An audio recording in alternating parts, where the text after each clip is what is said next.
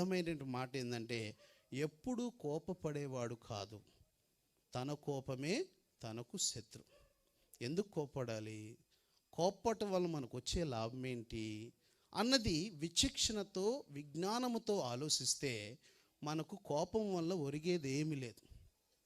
కోపం వలన 10 మందికి దూరం అవుతాం, 10 మందికి శత్రువులం అవుతాం, 10 మందికి ఒక చెడు మార్గాన్ని మనం చూపించగలమే, కానీ దానివల్ల మనం చూపించేటటువంటి సద్మార్గము ఏమీ లేదు అని గ్రహించాలి. కానీ తన యొక్క చిన్న జీవితంలోనే తాను ఎంతో మంచి పేరు తెచ్చుకొని 10 మంది హృదయాలను కదిలింప చేయగలిగాడు అని అంటే తాను క్రీస్తులో ఎంత బలపడి జీవించాడో, తాను తల్లిదండ్రులకు ఎంత గౌరవాన్ని ఇచ్చాడు, మరి తన కొరకు ఎంతమంది దైవజనులు వచ్చి అతనుకు స్వార్థను చెప్పడం కానీ, సాక్ష్యమును చెప్పడం కానీ, ఇక్కడ ఉన్నటువంటి మ్యూజిక్ వాళ్ళు ఎంతో ఆర్థిక సహాయం చేసి వారికి ట్రిబ్యూట్ ఇవ్వటం కానీ, ఇవన్నీ కోపతాపాల వలన రావు.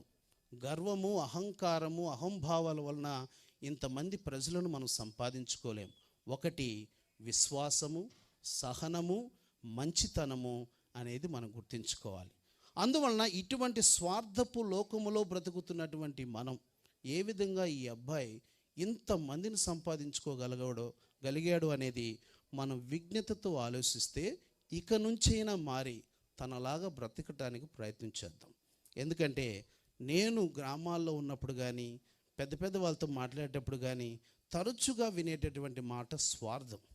నేనున్నానా, తిన్నానా, వెళ్ళిపోయానా, నాకెందుకు ఏమైతే అన్నటువంటి యొక్క స్వార్థపు జీవితాన్ని మనం జీవిస్తూ ఉంటాం.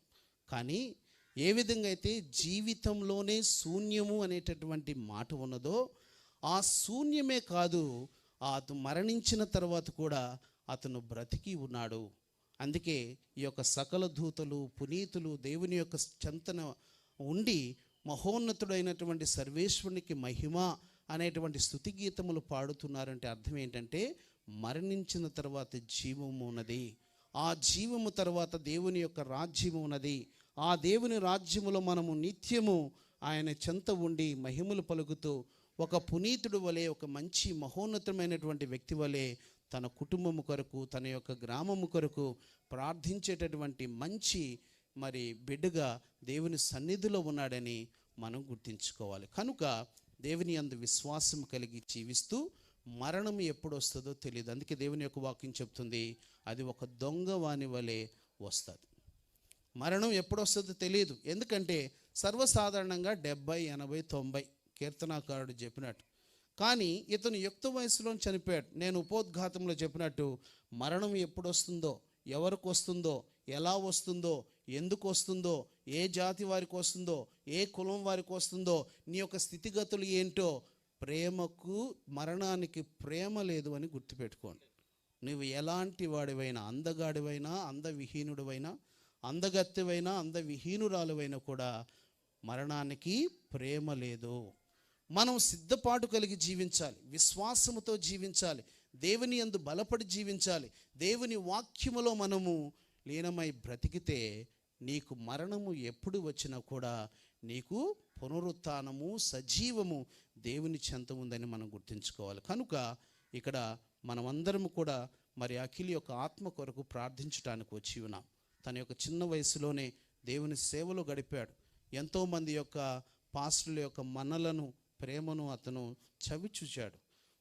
అదంతా కూడా ఆ బిడ్డకి ఆశీర్వాదం. కానీ పోయినటువంటి బిడ్డను మనం తెచ్చుకోలేం. తల్లిదండ్రులకు ఎప్పుడు కూడా అది లోటే. కనుక మనం అందరం ఏం చేయాలంటే వారి కుటుంబం కొరకు ప్రార్థించాలి. వాళ్ళు దేవునిలో బలపడాలని, దేవుడు మంచి ధైర్యాన్ని ప్రసాదించాలని, ఎప్పుడు ప్రజల యొక్క తోడ్పాటు ఆ కుటుంబం ఏడలో ఉండాలని ప్రార్థన చేసుకుంటూ దేవునికి అఖిల్కి మంచి ఆత్మ విశ్రాంతిని ప్రసాదించాలని ప్రత్యేక విధంగా ప్రార్థన చేసుకుందాం. ప్రార్థించుదాము.